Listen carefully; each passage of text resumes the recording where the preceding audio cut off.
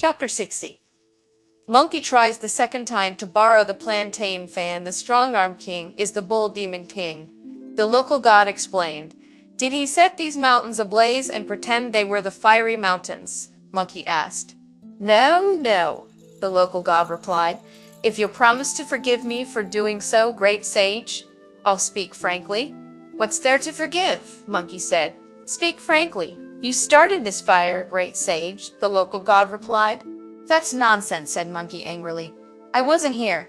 Do you take me for an arsonist? You don't realize who I am, the local god said. These mountains haven't always been here. When you made havoc in heaven 500 years ago and were captured by the illustrious sage Erlang, you were escorted to Lord Laozi, put in the 8 trigrams furnace and refined. When the furnace was opened, you kicked it over, and some of its bricks that still had fire in them fell here as the fiery mountains. I used to be one of the Taoist boys who looked after the furnace in the Tushita Palace, but Lord Laozi was so angry with me for failing in my duty that he sent me down to be the local god here. I was wondering why you were dressed like that, said Pig forcefully. You're a Taoist turned local god. Tell me why I need to find the strong-arm king, said Monkey, only half convinced. He's Raxasi's husband. The local god said. He's abandoned her now and gone to live in the cloud-touching cave in Mount Thunderpiled. A fox king there who lived for 10,000 years died, leaving an only daughter, Princess Jade, with property worth $1 million but nobody to manage it. 2 years ago, she visited the Bull Demon King and found out about his tremendous magical powers. She decided to give him her property if he'd come to live in her cave as her husband. So the Bull Demon King abandoned Raxasi and hasn't been back to see her for ages. If you can find him, great sage, and persuade him to come here, you'll be able to borrow the real fan. First, you'll be able to blow the flames out to take your master across the mountains. Second, you'll put an end to this disastrous fire so that the land here can come back to life. And third, I'll be pardoned and allowed to go back to heaven, and return to live under Lord Leo Z's command. Where is Mount Thunderpiled, and how far is it from here? Due south, the local deity said, and over 1,000 miles. Once he knew this, Monkey told Friar Sand and Pig to look after the master and ordered the local god to stay with him. There was then a roaring like the wind as he disappeared. In less than an hour, he saw a high mountain that touched the sky. Bringing his cloud down, he stood on the peak to look around, and this is what he saw. Was it tall? Its peak touched the azure sky. Was it big? Its roots went down to the yellow springs. While the sun warmed the front of the mountain, the winds behind the ridge blew cold. On the sun-warmed front of the mountain, the flowers and trees never knew what winter was. In the cold winds behind the ridge, the ice and frost did not even melt in summer. From a dragon pool, a river flowed in gullies. Flowers bloomed early by the tiger's cave in the crag. The river split into 1,000 jade streams. The flowers bloomed together like brocade. On the twisting ridge grew twisted trees. Beside the knotted rocks were knotted pines. Indeed, there were a high mountain, steep ridges, sheer precipices, fragrant flowers, fine fruit, red creepers, purple bamboo, green pines, turquoise willows. It looked the same throughout the seasons, changeless forever like a dragon. After looking for a long time, the great sage walked down from the towering peak to find his way through the mountain. Just when he was feeling bewildered, a slender young woman came towards him holding a spray of fragrant orchid. The great sage slipped behind a grotesque rock and took a good look at her. This is what she was like. A ravishing beauty to enchant a nation, walking so slowly on her little lotus feet. Her face was like Wang Qiang or the woman of Shu. She was a talking flower, scented jade. The hair was swept down from her coiffure like jade blue crows. The green of her eyes made one think of autumn floods. Her silken skirt showed a glimpse of tiny feet. From her turquoise sleeves came long and elegant wrists. She would put anyone into the mood for love. Red were her lips, and white her pearly teeth. Her skin was as smooth and her brows as fine as the Xinjiang beauty. She was more than a match for Wenjun or Xu Tao. As the young woman slowly approached the rock, the great sage bowed to her and said, Where are you going, Bodhisattva?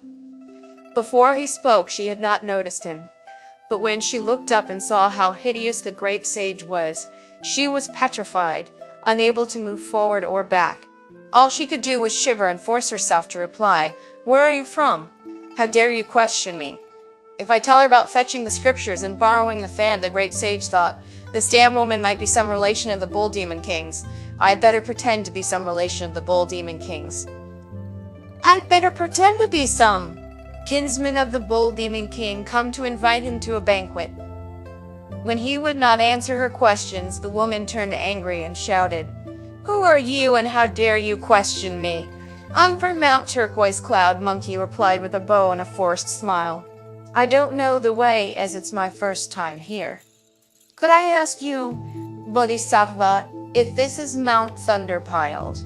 "It is," she replied. "Where might I find the cloud-touching cave?" the great sage asked. "What do you want to find it for?" the woman asked. "I've been sent by Princess Iron Fan in the Plantain Cave on Mount Turquoise Cloud with an invitation for the Bull Demon King," Monkey replied.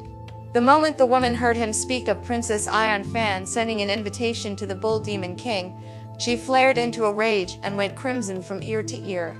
She ought to know better, the low bitch. It's less than 2 years since the Bull Demon King came here, and goodness only knows how much jewelry, gold, silver, fine silk, and brocade I've given her since then. I send her firewood every year and rice every month. She's doing nicely, thank you. So, what's the shameless hussy doing, sending him an invitation? When the great sage heard this and realized that she was Princess Jade, he deliberately pulled out his iron cudgel and shouted at her, "You're a damn bitch using your wealth to buy the Bull Demon King. You can only get him to marry you for your money. You ought to be thoroughly ashamed of yourself instead of being so insulting." At this, all of her soul sent flying, and she fled trembling with terror, stumbling and tripping over her shoes, while the great sage ran after her, shouting and roaring. Once they were out from under the shade of the pines, they were at the entrance to the cloud-touching cave. She ran inside, and the door slammed shut behind her. Only then did Monkey put his cudgel away and take a good look. A thick forest, sheer precipices, luxuriance of creepers, fragrance of orchids. The spring washed over jade and through bamboo. Grotesque and cunning rocks held precious stones. The distant peaks were wreathed in mists. Sun and moon lit up the cloudy crags. Dragons howled, tigers roared, cranes called, and warblers sang. Fresh and lovely was its elegant peace, and the scenery was radiant with precious flowers. It was a match for Tianti's magic caves, and finer than the Peng and Ying Islands in the sea. We will say nothing of how Brother Monkey admired the view, but tell how the young woman, dripping with sweat after running and her heart beating wildly from terror, went straight to the study where the Bull Demon King was quietly perusing a book on cinnabar alchemy. She threw herself into his arms, feeling thoroughly put out, scratched and tugged at his face and ears, and howled aloud. "Don't upset yourself so, my lovely," said the Bull Demon King, all smiles. "What do you want to tell me?" She then began to prance and jump about in her fury as she said abusively, "You're kidding me, damn monster!" "What makes you say that?" he asked, all smiles. "I brought you here to look after me and protect me because I'd lost my parents, and people who'd been around all said that you were a tough guy," she said. "But you're just another henpecked hack." The Bull Demon King took her in his arms and said, "How have I done you wrong, my lovely? Take your time and tell me about it. I'll make it up to you. I was taking a stroll among the flowers outside the cave just now, picking orchids," she said, "when a monk with a face like a thunder god rushed up to me and started bowing. I was so scared I couldn't move. When I calmed down enough to ask him who he was, he said he'd been sent by that Princess Iron Fan with an invitation for you. I was so angry I had something to say about that, and he started abusing me and chased me with his cudgel. He had just about killed me with it if I hadn't run so fast. So you see, bringing you here was a disaster. It's killing me." At this, the Bull Demon King apologized to her very earnestly. It took a long time and many tender attentions from his before she finally calmed down. "I tell you the truth, my lovely," the Demon King said forcefully. "The Plantain Cave may be rather out of the way, but it's a place of purity and elegance. That wife of mine has had the highest moral principles since childhood, and she's also an immortal who has attained the way. She runs her household very strictly. There's not even a page there. She couldn't possibly have sent a monk with a face like a thunder god. I wonder what evil fiend he is. He must have used her name to come and see me. I'm going out to have a look. The splendid demon king strode out of the study and into the hall to put on his armor and take his iron cudgel. Who are you? And why are you behaving so outrageously? He shouted as he went out through the doors. Monkey, who was watching from one side, saw that he now looked quite different from the way he had 500 years earlier. His wrought iron helmet shone like water or silver. His golden armor was trimmed with silks and brocades. The toes of his deerskin boots turned up. Their soles were white. The silken belt at his waist included 3 lions' tails. His eyes were as bright as mirrors, his brows as elegant as red rainbows, his mouth like a bowl of blood, his teeth a row of copper plates. At his resounding roar, the mountain gods took fright. Evil ghosts were overawed by his majestic power. His fame was known throughout the seas for raising chaos. He was the strong-armed demon king here in the West. The great sage then tidied his clothes, stepped forward, chanted a deep ear of respect, and asked, "Can you still recognize me, eldest brother? Are you Sun Wukong, the great sage equaling heaven?" "The great sage equaling heaven," the bull demon king replied, returning his bow. Yes, yes, said Monkey. "It's such a long time since last we met. I only got here to see you because I asked a woman some questions just now. I must congratulate you on how well everything is growing." "Cut that out," the bull demon king shouted back. "I heard about you making havoc in heaven and being crushed under the 5 Elements mountain by the Lord Buddha. Then you were released from your heavenly punishment to protect the Tang priest on his way to worship the Buddha and fetch the scriptures in the Western heaven. Why did you have to destroy my son, the sage boy bull calf? I'm very angry with you. Why are you here looking for me?" "Please don't misjudge me, brother," said the great sage with another bow. "Your good son captured my master and was going to eat him. I was no match for him. Luckily, the Bodhisattva Guanyin rescued my master and converted your boy. He's now the page Suhana. He's even taller than you. He lives in a temple of great bliss and enjoys eternal ease. There's nothing wrong with any of that. So why be angry with me?" "Smooth-tongued macaque," retorted the bull demon king. "Even if you can talk your way out of having ruined my son, what do you mean by upsetting my beloved concubine and chasing her up to my doors?" "I made a polite inquiry of the lady because I could not find you," Monkey replied. "I never realized she was your second wife, so when she was rude to me I acted rough. Please forgive me." "Very well then," the bull demon king said. "I'll let you off this time for the sake of our old friendship." "I'm very grateful indeed for your immense kindness," the great sage replied. "But there is one thing I'd like to trouble you with. I hope you'll be able to help me out." "You macaque," the bull demon king shouted at him. "You think you can get away with anything. I spare your life, but instead of making yourself scarce, you have to keep pestering me. What do you mean by helping out? Let me be honest with you," the great sage replied. "I'm stuck at the fiery mountains on my journey escorting the Tang priest, and we're not getting anywhere. The local people told me that your good lady Raksasi has a plantain fan. I tried to borrow it. I went to visit my sister-in-law, but she refused to lend it me, which is why I have come to see you. I beg you, brother, in the greatness of your heart, to come with me to sister-in-law's place and borrow the fan for me so that I can blow out the fires and get my master across the mountains. Then I'll return it right away." At this, the bull demon king's heart blazed with wrath. "You told me you knew how to behave," he said, noisily gnashing his teeth of steel. "I suppose all this was not just to borrow the fan. I'm certain my wife has refused to lend it you because you've mistreated her. So that's why you came to see me.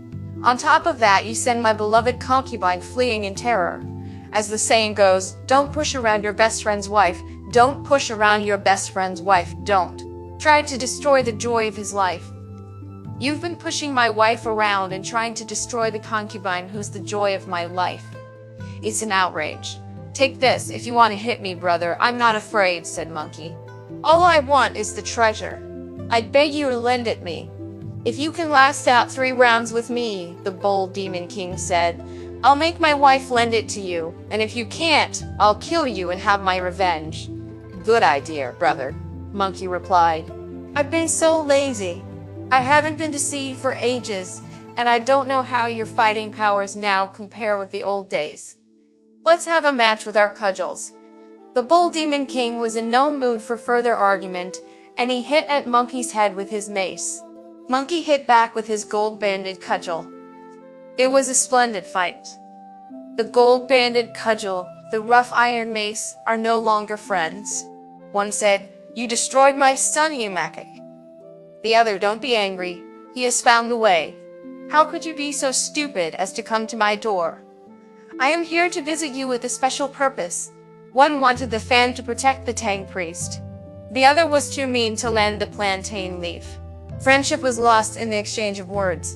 In anger, neither had any sense of brotherhood. The bold Demon King's mace moved like a dragon. The great sage's cudgel sent gods and demons fleeing. First they fought in front of the mountain. Then they both rose on auspicious clouds. They showed their great powers up in midair, doing wonderful movements in multicolored light. The clash of their cudgels rocked the gates of heaven. They were too evenly matched for either to win. The great sage and the bold Demon King fought over 100 rounds without either emerging as the victor. Just as they were becoming locked in their struggle, a voice called from the peak, King Bull, my king sends his respects and invites you to honor him with your presence at a banquet. At this, the bold Demon King blocked the gold-banded cudgel with his iron mace and called out, You stay here, macaque. I'm going to a friend's house for a meal. I'll be back. With that, he landed his cloud and went straight back into the cave. My lovely, he said to Princess Jade, the man you saw with a face like a thunder god is the macaque's son Wukong. A bout with my mace has sent him packing. He won't be back. Stop worrying and enjoy yourself. I'm going to a men's place for some drinks. He then took off his helmet and armor, donned a duck green jacket of cut velvet, went outside and mounted his water-averting golden-eyed beast. Telling his underlings to look after the palace, he headed northwest in clouds and mist. While the great sage watched all this from the peak, he thought, I wonder who the friend is and where he's gone for his banquet. I'll follow him. Splendid Monkey then shook himself and turned into a clear breeze to follow him. He soon reached a mountain, but the bull Demon King was nowhere to be seen. The great sage turned back into himself and started to search the mountain. He found a deep pool of pure water, beside which was inscribed in large letters on a tablet of stone, Ragged Rock Mountain Green Wave Pool. Old Bull must have gone into the water, Monkey thought, and underwater spirits are lesser dragons, dragon or fish spirits, or else turtle, tortoise or else turtle, tortoise or terrapin spirits. I'd better go down and have a look. Making a hand spell and saying the magic words, the splendid great sage shook himself, turned into a medium-sized crab weighing 36 pounds, jumped into the water with a splash, and went straight down to the bottom of the pool. He saw an ornamental arch of delicate tracery, to which was tethered a water-averting golden-eyed beast. On the other side of the arch there was no more water. Monkey crawled through and took a careful look. From one side he heard music, and this is what he saw: cowrie gateways to a palace red like nothing else in the world. The roof tiles were of yellow gold, the door pivots of whitest jade. The screens were of tortoise shell, the balustrades of coral and of pearl. Auspicious clouds glowed all around the throne, from the sky above right down to the ground. This was not the palace of heaven or the sea, although it more than rivaled an island paradise. A banquet for host and guests was set in the lofty hall, where all the officials wore their hats with pearls. Jade girls were told to bring ivory bowls, exquisite beauties to play fine music. The great whales sang, giant crabs danced, turtles played pipes and drums, while pearls shone over the goblets and boris. Bird-like script adorned the turquoise screens, while shrimp whisker curtains hung along the corridors. From the 8 notes mingled came wonderful music whose tones rose up to the clouds above. Green-headed sing-song girls stroked zithers of jasper, while red-eyed dragonflies played jade flute. Mandarin fish carried dried venison in on their heads, while dragon girls had the wings of golden pheasants in their hair. What they ate were the rarest delicacies of the heavenly kitchen. What they drank were the finest vintages of the purple palace. The bull demon king was sitting in the sea of honor with 3 or 4 lesser dragon spirits on either side. Facing him was an ancient dragon surrounded by dragon sons, dragon grandsons, dragon wives, and dragon daughters. Just as they were feasting and drinking, the great sage sun marched straight in, to be spotted by the ancient dragon, who ordered, "Arrest that vagrant crab." The dragon sons and grandsons fell upon him and seized him. Spare me, said Monkey, suddenly reverting to human speech. "Where are you from, crab vagrant?" the ancient dragon asked. "How dare you come into my hall and behave in this disgraceful way in front of my distinguished guests? Tell me this moment if you want to be spared the death penalty." The splendid great sage then made up a pack of lies to tell him. "Ever since coming to live in the lake, I've had to make my home in cliffs and caves. Over the years, I've learned to stretch myself out, so now I am known as the sideways man-at-arms, dragging my way through weeds and through mud. I have never been taught correct social behavior. If in my ignorance I've caused offense, I beg your majesty to show me mercy." When the spirits at the banquet heard this, they all bowed to the ancient dragon and said, "This is the first time that the sideways man-at-arms has come to your palace of Jasper, and he does not understand royal etiquette. We beg your excellency to spare him." The ancient dragon thanked the spirits and ordered, "Release the wretch, put a beating on record against his name, and have him wait outside." The great sage acknowledged his kindness, then fled for his life till he reached the archway outside. "That bull demon king is drinking for all he's worth in there," he thought. "I'm not going to wait till the feast breaks up. And even if I did, he still wouldn't lend me the fan. I'd do better to steal his golden-eyed beast and turn myself into a bull demon king. Then I can trick Rakshasi into lending me the fan, and I'll be able to escort my master across the mountains. That would be best." The splendid great sage then reverted to his original form, untied the golden-eyed beast, leapt into the carved saddle, and rode straight up from the bottom of the water. Once out of the pool, he made himself look like the bull demon king. Whipping on the beast, he set his cloud moving, and was soon at the mouth of the plantain cave in Mount Turquoise Cloud. "Open up!" he shouted, and at the sound of his voice, the 2 servant girls inside the gates opened them for him. Taking him for the bull demon king, they went in to report, "Madam, His Majesty's come home." At the news, Rakshasi quickly neatened her hair and hurried out on her little lotus feet to meet him. Climbing out of the saddle, the great sage led the golden-eyed beast inside. He was bold enough to try to deceive the beauty, whose moral eyes failed to see who he really was, as she led him inside, hand in hand. The maids were told to prepare places and bring tea, and as the master was back, the whole household tried its hardest. The great sage and Rakshasi were soon talking. "My good lady," said the false bull demon king, "it's been a long time. I hope that everything has gone well for your majesty." Rakshasi replied, going on to ask, "What wind brings you back to your abandoned wife now that you have married your new darling?" "There's no question of having abandoned you," the great sage replied with a smile. "It's just that I've been away a long time since Princess Jade invited me to her place. I'm kept very busy with domestic matters to deal with, and friends to attend to. I hear that so-and-so Sun Wukong is very near the fiery mountains with the Tang priest, and I'm worried that he might come and ask you to lend him the fan. I can't forgive him for destroying our son. I want my revenge. If he turns up, just send someone to tell me. When I get him, we can cut his body up into 10,000 pieces as revenge for what we have suffered." "Your Majesty," replied Rakshasi in tears at what he had just said. "As the saying goes, a man with no woman is risking his wealth. A woman with no husband is risking her health. That macaque practically killed me." At this, the great sage pretended to fly into a terrible rage. "When did that bloody monkey go?" he swore. "He hasn't gone yet," Rakshasi replied.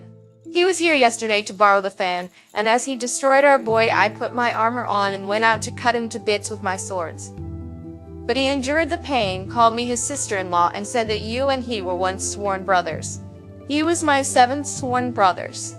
He was my seventh sworn brother 500 years ago, the great sage replied. He said not a word when I swore at him, Raksasi continued, and didn't strike back when I cut him. Finally, I blew him away with the fan. Goodness only knows where he got some wind-fixing magic from, but this morning he was back shouting outside the door again, and the fan wouldn't move him, no matter how hard I waved it. When I swung my swords around and went for him with them, he wasn't being polite anymore. I was so scared of the force of his cudgel, I came back in here and had the doors tightly shut. Somehow or other he managed to get right into my belly, and it practically killed me. I had to call him brother-in-law and lend him the fan before he'd go. The great sage put on a great show of beating his chest and saying, "How terrible, how terrible. You did wrong, wife. You should never have given that treasure to the macaque." "Don't be angry, your majesty," Raksasi replied. "I lent him a false fan and tricked him into going away." "Where's the real one?" the great sage asked.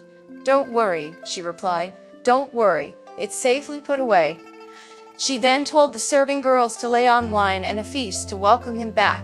"Your Majesty," she then said, offering him a goblet of wine, "please don't forget the wife of your youth and the joy of your new marriage. Won't you drink this cup of wine from home?" The great sage had no choice but to accept the goblet and smile as he raised it. "You drink first, wife," he said. "I left you looking after the home by yourself, good lady, for too long while I've been busy with my other property. Let this be a gesture of my gratitude." Raksasi took the goblet back, lifted it again, and handed it to the king with the words, as the old saying goes, "The wife is the equal, but the husband is the father who supports her. You don't need to thank me."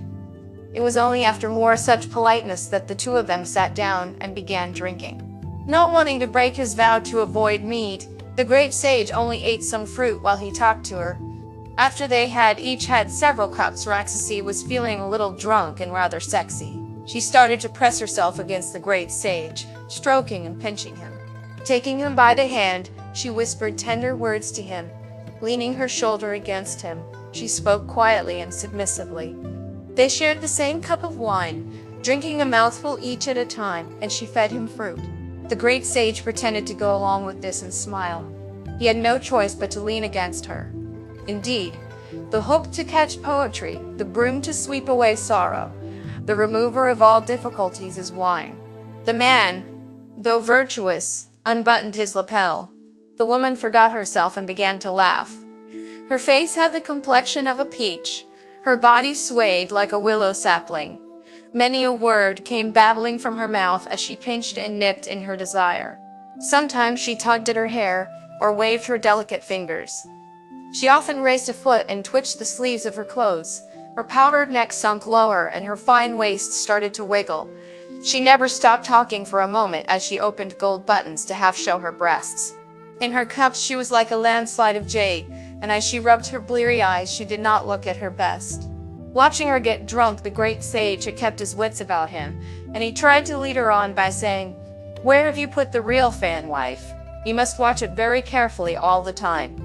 I'm worried that son the novice will trick it out of you with some of his many transformations." At this, Raksasi tittered, spat it out of her mouth, and handed it to the great sage. It was only the size of an apricot leaf. "Here's the treasure," she said. The great sage took it, but could not believe that it really was. How could a tiny little thing like this blow a fire out, he wondered. It must be another fake. Seeing him looking at the treasure so deep in thought, Raksasi could not restrain herself from rubbing her powdered face against Monkey's and saying, "Put the treasure away and have another drink, darling. What are you looking so worried about?" The great sage took the chance to slip in the question, how could a little thing like this blow out 250 miles of fire? She was now drunk enough to have no inhibitions about speaking the truth, so she told him how it was done. "Your Majesty, I expect you've been overdoing your pleasures day and night these last 2 years, since you left me. That Princess Jade must have addled your brains if you can't even remember about your own treasure.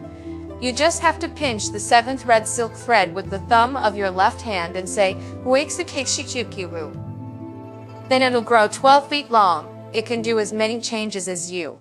Like, it could blow 250,000 miles of flame out with a single wave. The great sage committed all this very carefully to memory, put the fan in his mouth, rubbed his face, and turned back into himself. "Raksas," he yelled at the top of his voice, "have a careful look. I'm your brother-in-law. What a disgusting way you've been carrying on in with me, and for what a long time, too. You're shameless, quite shameless." In her horror at realizing it was Sun Wang, she pushed the dining table over and fell into the dust, overcome with shame and screaming, "I'm so upset I could die." Not caring whether she was dead or alive, the great sage broke free and rushed straight out of the plantain cave. He was indeed not lusting after that female beauty, and glad to turn away with a smiling face. He sprang on his auspicious cloud that took him up to the top of the mountain, spat the fan out of his mouth, and tried the magic out. Pinching the 7th red tassel with the thumb of his left hand, he said, "Huixikichiquihu," and indeed it grew to be 12 feet long. On close examination, he found it quite different from the false one he had borrowed before. It glittered with auspicious light and was surrounded by lucky vapors. 36 threads of red silk formed a trellis pattern inside and out. But Brother Monkey had only asked how to make it grow, and had not found out the spell for shrinking it. So he had to shoulder it as he went back by the way he had come.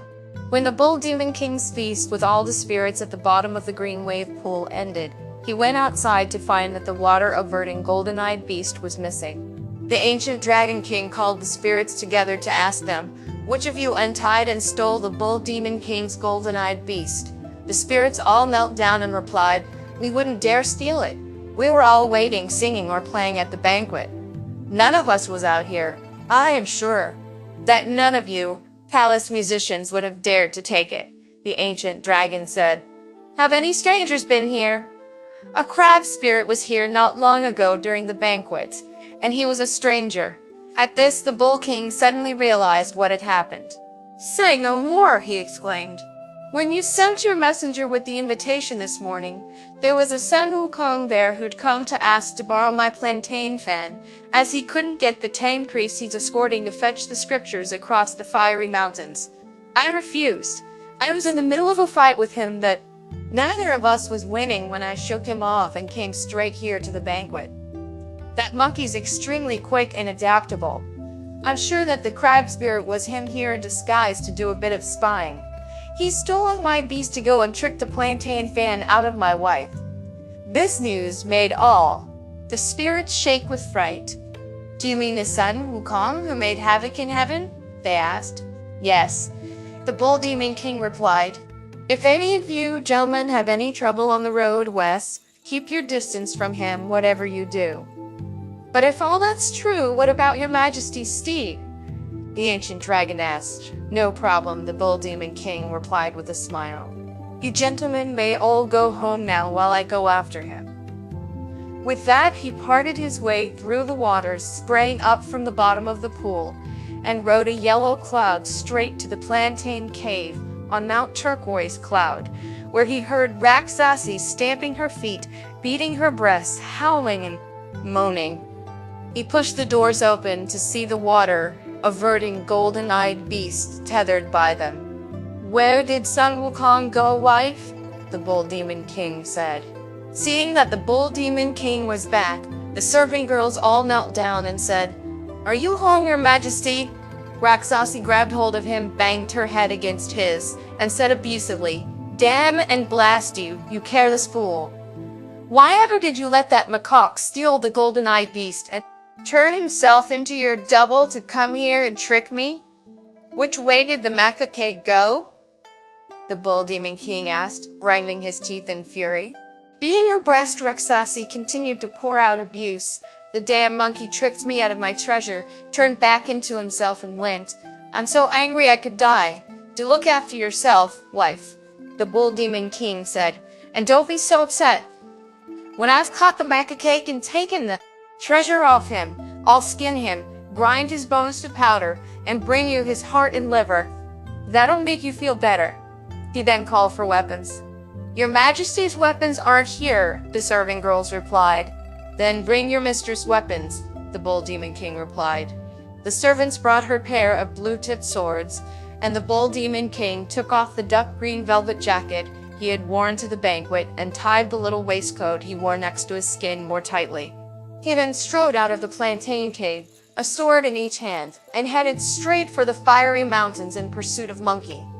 It was a case of the man who forgot a kindness stricken a doting wife. The fiery-tempered old demon meeting a mendicant monk.